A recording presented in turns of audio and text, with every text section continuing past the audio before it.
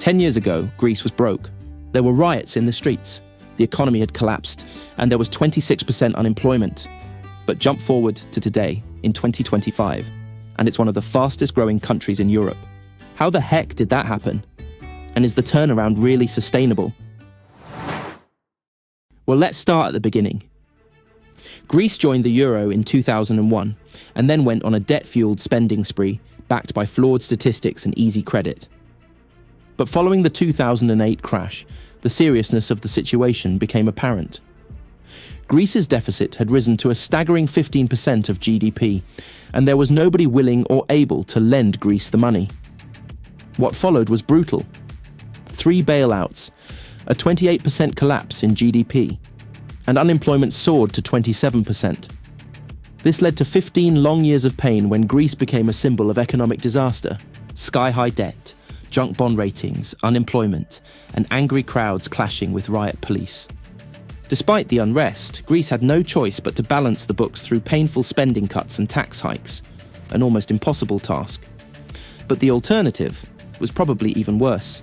If Greece didn't reform, it would have to default, ditch the euro, reintroduce the drachma, and try to rebuild trust with creditors and European neighbours it had just burned.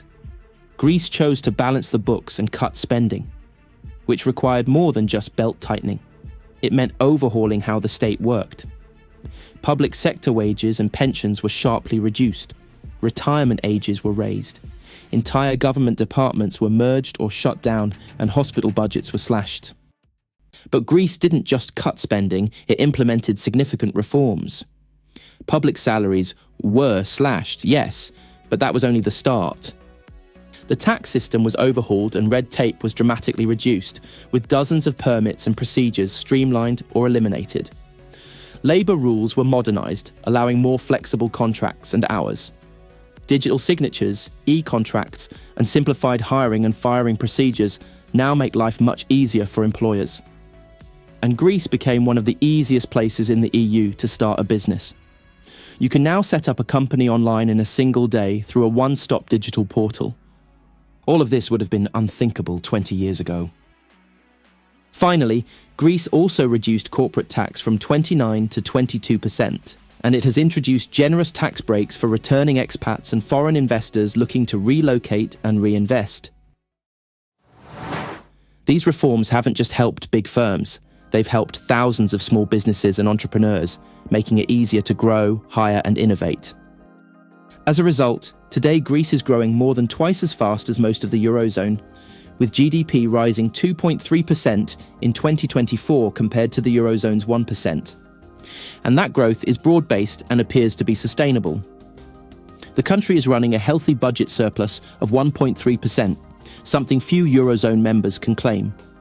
Its debt to GDP ratio, while still among the highest in Europe, is falling steadily, from over 200% in 2020 to around 150% today, thanks to disciplined fiscal policy and faster growth.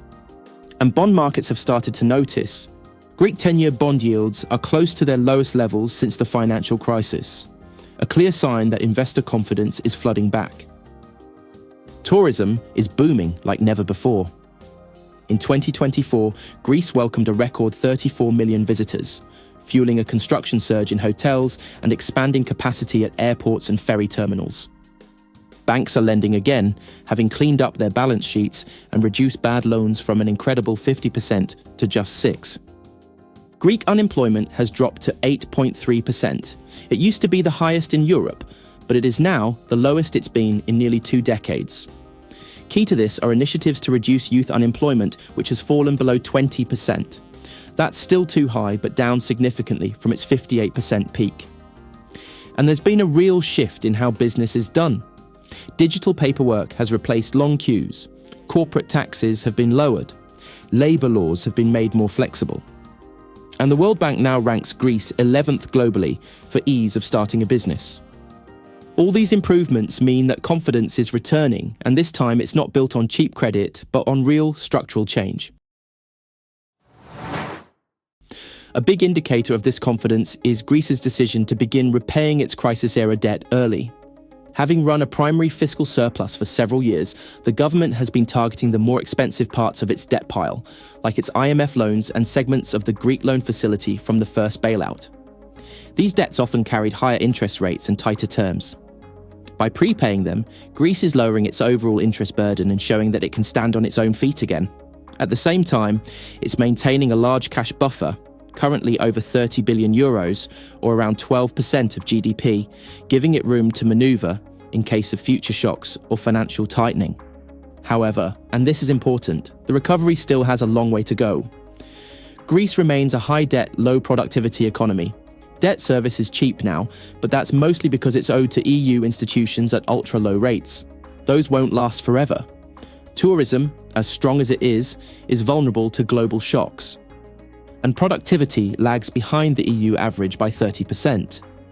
As Greek workers produce significantly less output per hour than their Northern European peers, and that gap hasn't narrowed in over a decade.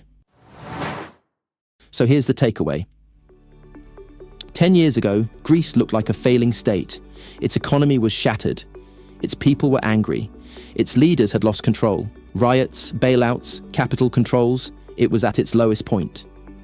And yet, against the odds, Greece clawed its way back. Not with easy money, but with painful reform and structural change.